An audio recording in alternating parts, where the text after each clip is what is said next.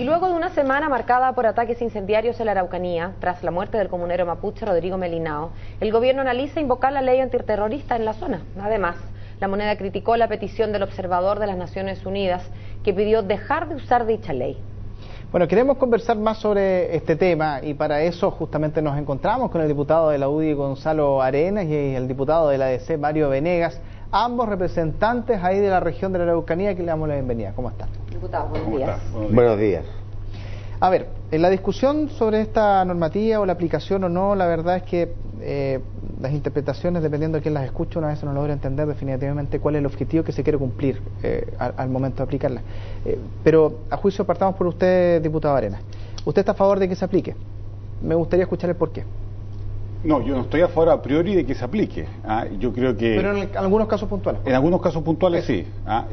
Cuando efectivamente se cumplen los requisitos para que haya una acción terrorista. ¿Y cuáles serían esos requisitos a su juicio? Bueno, los que establece la ley, que haya conmoción pública, que haya un grupo organizado, son criterios más bien técnicos. Lo que yo siempre he criticado, eso sí, que muchas veces este gobierno y los anteriores también han utilizado la ley antiterrorista para dar señales de que uno está preocupado, para dar señales de que se están haciendo cosas. ¿Y ahora no se ha hecho así? Sí, no, en este gobierno también. He dicho, todos los gobiernos desde que se empezó a aplicar la ley antiterrorista en este tema. ¿Para qué? Ante la falta de resultados en las investigaciones policiales, para poder tranquilizar a la opinión pública. Y yo encuentro que esa utilización de la ley antiterrorista es malo. Produce daño, deslegitima el sistema.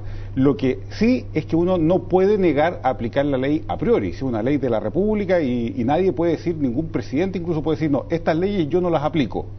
Se podría incluso acusar hasta constitucionalmente.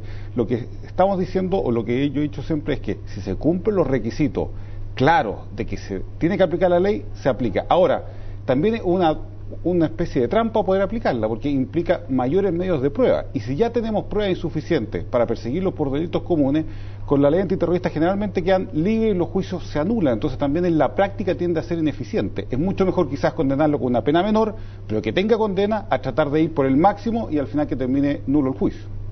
Bueno, ¿y usted, diputado? Bueno, a mí me llama la atención porque compartimos y coincidimos. Yo creo que...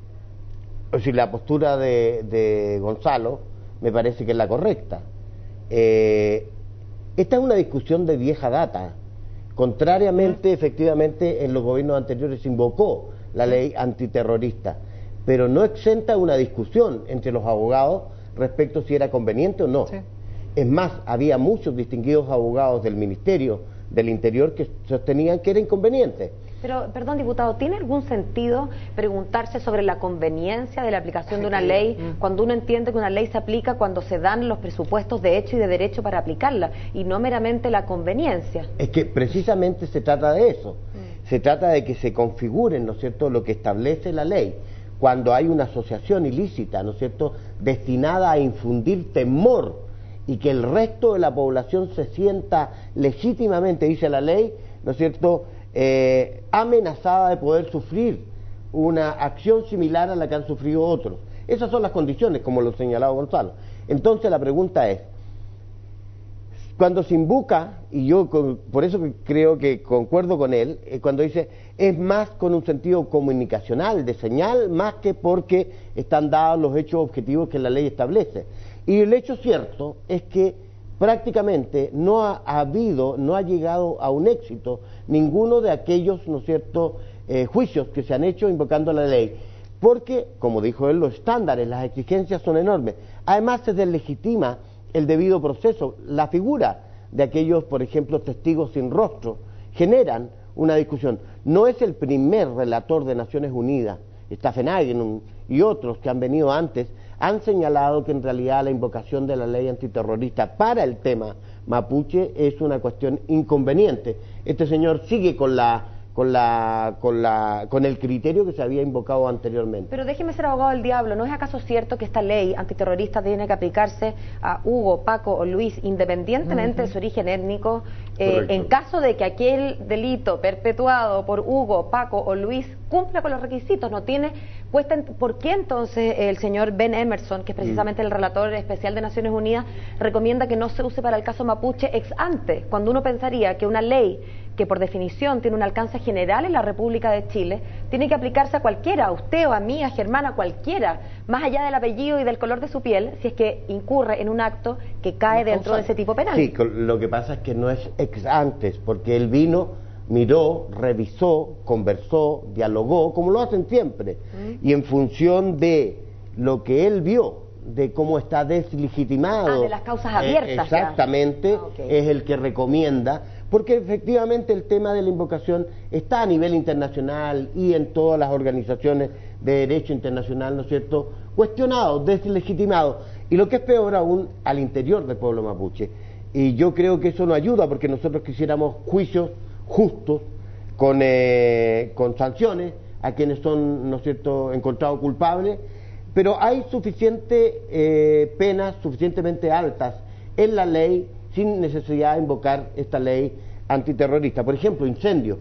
Gonzalo es abogado, yo no lo soy, pero sabe que la pena para el delito de incendio es suficientemente alta en nuestro actual Código Penal sin necesidad de duplicarla por la vía de...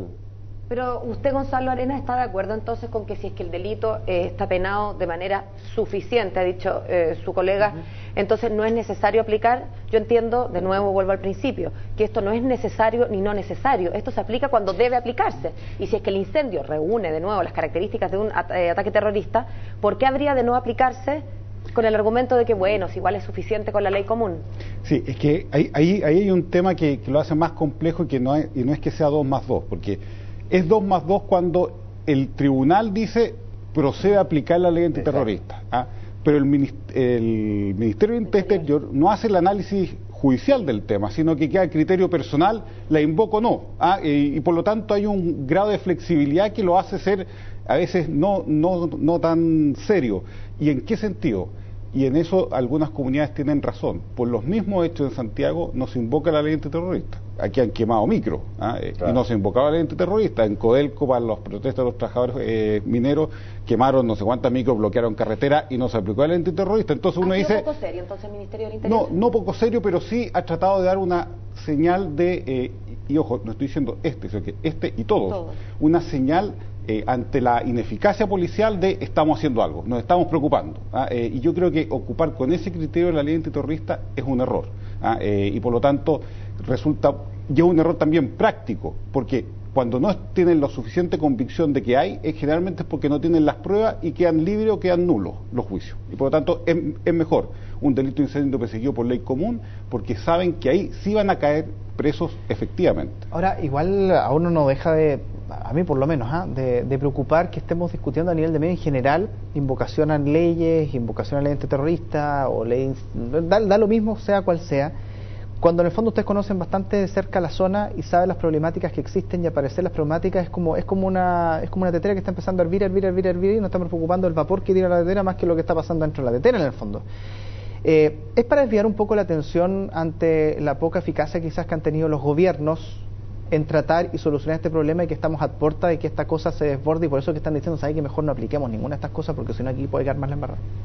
Bueno, claramente todos los gobiernos en Chile desde el 90 en adelante, quizás el único que hizo una cosa más seria y con mayor intencionalidad política fue el gobierno del presidente Elwin, con el acuerdo medio imperial, etcétera. Pero de ahí en adelante todos los gobiernos se han preocupado del tema en forma por espasmo, como reactiva. Queman un camión y ahí estamos, pasa la quemada del camión y no nos acordamos más del tema, y nosotros vemos y con Mario sabemos del tema porque nuestro distrito, que ambos representamos, es el que concentra el 80% de los atentados que ocurren dentro del conflicto mapuche. Entonces siempre hemos visto un ir y venir de ministros de ahora sí nos vamos a preocupar del tema, grandes mesas de reuniones, de diálogo, nos invitan, estamos ahí, se van y nosotros quedamos ahí, y todo el resto vuelve a Santiago. Entonces uno dice, claro, aquí no hay una política que sea constante en el tiempo, por eso falta un Ministerio de Asuntos Indígenas, por eso falta tomarse este tema con más seriedad y evitar caricaturas, porque, por ejemplo, el asesinato de Rodrigo Melinao apareció al tiro la caricatura de mapuche bueno, asesinado, huincas malos, asesinos. Y el tema es mucho más complicado que eso. Si dentro de las propias comunidades también hay divisiones, hay agresiones fuertes, no todos los mapuches, así como no todos son terroristas ni violentistas, no todos tampoco son unos santos, ¿no es cierto?, que hay que canonizar, también los agricultores, no todos son víctimas, hay otros que también se han aprovechado de la situación de violencia en la Araucanía, entonces es una realidad mucho más compleja que simplemente la caricatura de aquí están los buenos y aquí están los malos y por lo tanto hay que hacer algo. Y eso es un daño tremendo que se hace a la zona. Y déjame decirte además un hecho, que es que yo comparto, el Estado, he estado estudiando, analizando y me encontraba que por ejemplo el año 62 hubo un mapuche muerto, 62, por Silva Correa, padre de los anteriores, ¿no es cierto?, dueños del fondo Chihuahua. Y si tú revisas todo lo que fue el siglo XIX, verás que el proceso de reivindicación territorial del pueblo mapuche ha sido una constante, sufre ciclos, y estamos en un ciclo de alza. Y ahí hay un tema incomprendido suficientemente. Voy a dar algunos datos. Nuestra región es la más pobre del país, 22,9% contra 14,9% que es el promedio del país. En nuestra región existen 4 de las 10, en nuestra provincia, 4 de las 10 comunas más pobres del país.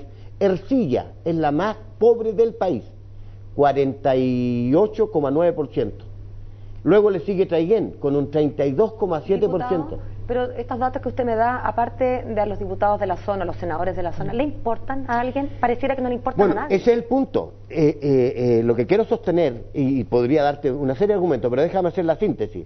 El Estado Nacional se ha despreocupado de la región de la Araucanía y no ha tenido una mirada que dé cuenta de esa realidad. 25% de nuestra población es de origen mapuche. Nuestros hermanos mapuches viven en una situación de minifundio, de postergación de pobreza, que no la explica solo, pero que es parte del tema. Agrégale a eso, se han educado. Hoy día hay un tema ideológico, quieren autodeterminación, quieren participación política, quieren una serie de otras cosas que están en el plano de lo subjetivo, que no son siempre bien comprendidos, y todo hace un cóctel que explica lo que está ocurriendo. No lo justifica, pero lo explica. En consecuencias, yo creo que el Estado debiera, el gobierno está en deuda a propósito, en el sentido de la ley Araucanía que se prometió, no se ha avanzado. Este es un concepto importante, queremos una ley especial, así como hay leyes especiales para las regiones que son extremas de aislamiento geográfico. Yo creo que la Araucanía es claro que tiene una situación extrema de pobreza, de indigencia, de conflictividad, de la presencia mayoritaria del pueblo mapuche, ¿no es cierto?, que es el más importante en número en el país, y eso ya amerita políticas públicas de distintos. Si seguimos aplicando la misma vara que el resto de las regiones del país, no vamos definitivamente a resolver el problema. Bueno, como están de acuerdo, les recomiendo que le lleguen un petitorio al candidato presidencial, sea cual sea, para ver si lo incluye para el próximo año. Que estén muy bien. Alguien toma el toro por las astas. Muchas gracias. Buenos días. Gracias a ustedes. Que estén bien.